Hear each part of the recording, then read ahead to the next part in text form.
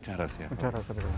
Hace unos días escuchábamos a Cintia Fernández, que contaba que tenía la panza como hinchada y que no era ni por comer ni por nada, entonces decidió ir al médico. Todos tenemos muchas la panza hinchada, pero... Y que le dijeron que tenía SIBO. ¿Qué es el SIBO? A ver, SIBO, vamos a empezar por las siglas en inglés, que es sobrecrecimiento bacteriano en intestino delgado. ¿Sí? Bueno, como la sigla lo dice, justamente vamos a la parte más sencilla. Es el aumento del número de las bacterias, de las unidades formadoras de colonia a nivel del intestino delgado, que esto termina desencadenando síntomas digestivos. Entre los síntomas digestivos comunes es la distensión abdominal, gases, dolor y diarrea. Ahora, perdóname, vos estás hablando del intestino delgado, sí, pero estás dando todos síntomas del intestino grueso, o del estómago más intestino grueso.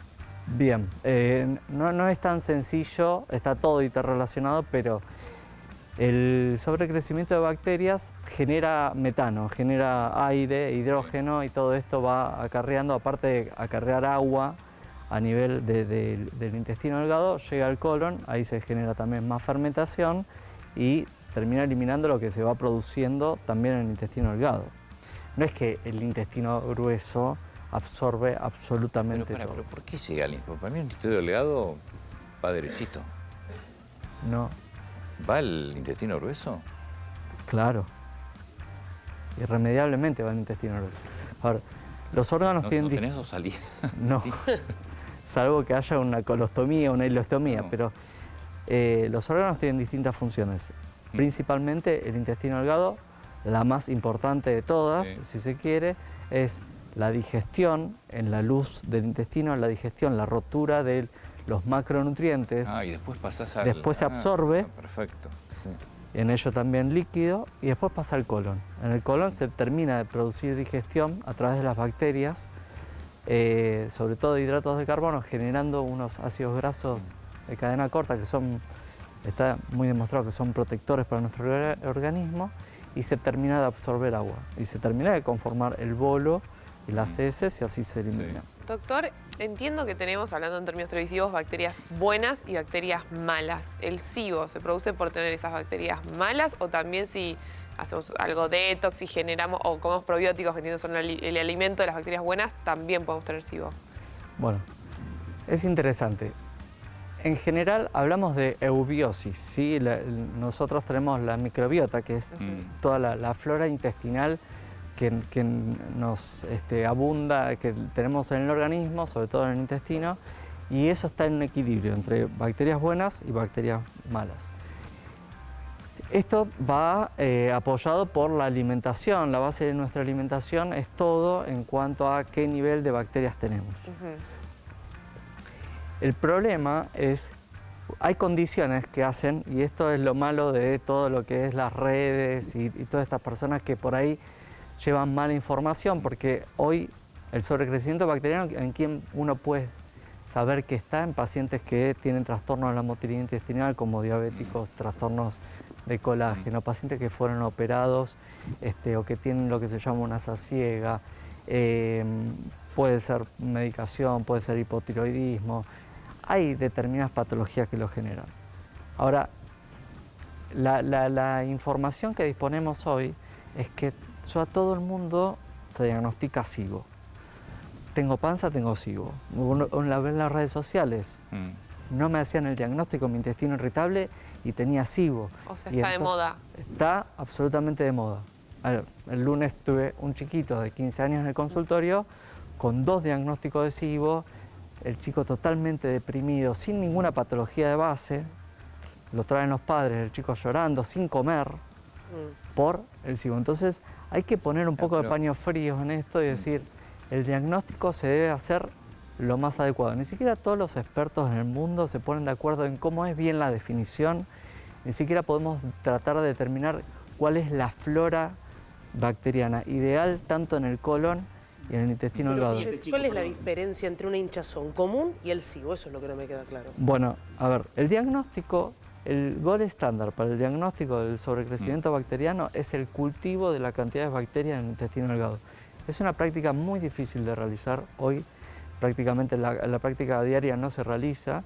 Se hace el test del aire expirado, que es utilizar un cromatógrafo que lo que hace es medir tanto el hidrógeno como el metano que se exhala después de dar un azúcar. Este estudio inclusive tiene mucha variabilidad. No es un estudio absolutamente confiable, no es el gold estándar, es de lo que hoy se valen muchos. Entonces, ¿en quién hoy no sospecharía que puede tener SIBO? Un paciente con patologías de base como una cirugía, una diabetes, un hipotiroidismo, una enfermedad celíaca, una causa que lo desencadene. Un intestino irritable hay que tomarlo un poco con pinzas. Yo creo que de acá a 30 años, más o menos lo que se estima, vamos a tener una resistencia bacteriana enorme y va a ser realmente un problema para nuestra salud. Entonces, hay que tener cuidado con la administración de antibióticos como se la utiliza. Totalmente. ¿Y por qué se te hincha la panza, que debe ser el intestino, no la panza? Bueno, podemos hablar todo el día. Primero, fuimos creados con una pared flexible adelante, ¿no? Nuestro intestino, y nosotros estamos preparados para fermentar, vivimos de la fermentación. Parte importante de estos ácidos grasos se generan con nuestra fermentación y con lo que comemos. Eso irremediablemente se distiende en cierto nivel. Esta distensión por momentos puede generar molestia o dolor cuando es exagerado. Puede ser por un sobrecrecimiento bacteriano, puede haber determinadas razones por las cuales no terminamos de absorber adecuadamente algunos alimentos, como hidratos de carbono. Consumimos demasiados hidratos de carbono en todo. Por eso te quería consultar, ¿es verdad que los hidratos y el azúcar son el alimento de estas bacterias malas, las que nos hinchan, y matan a las bacterias más positivas de la microbiota? No. En general, digamos, los prebióticos, que son los alimentos de las bacterias buenas, son azúcares también, ¿sí? Entonces, pero otro tipo de azúcares que las industrializadas. Las azúcares industrializadas absorben antes, si lo querés, porque son tan simples que se absorben antes. Esas sí las que generan son aumentos muy bruscos de glucemia, de insulina, y eso sí genera otro tipo de trastornos metabólicos. Y son azúcares sencillos. Los azúcares más complejos, más difíciles de absorber, son los que van alimentando la flora buena. Claro. ¿Sí? Digamos, ¿qué puede producir un desbalance en la flora intestinal? Una mala alimentación, ¿sí? Alimentos ultraprocesados, altos contenidos en grasa, eso está demostrado que genera desbalance. O tiene un contenido emocional, porque uno lo que ve, no sé, el colon irritable, por ejemplo, que creo que es un común denominador, o estuvo de moda en su momento y se habla poco. ¿Tiene que ver con lo emocional también esto, el SIBO, o no? O los factores que vos estás hablando como desencadenantes es eso y punto. Por ahora te digo que no. Cada 2 años te puedo decir que sí, por ahora no.